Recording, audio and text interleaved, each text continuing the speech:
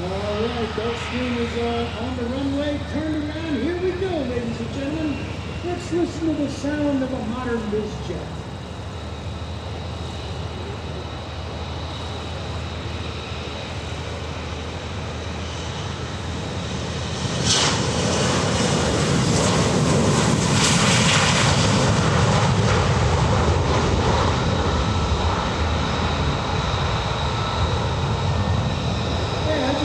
Interesting little tidbit here from our buddy Scott with the FAA.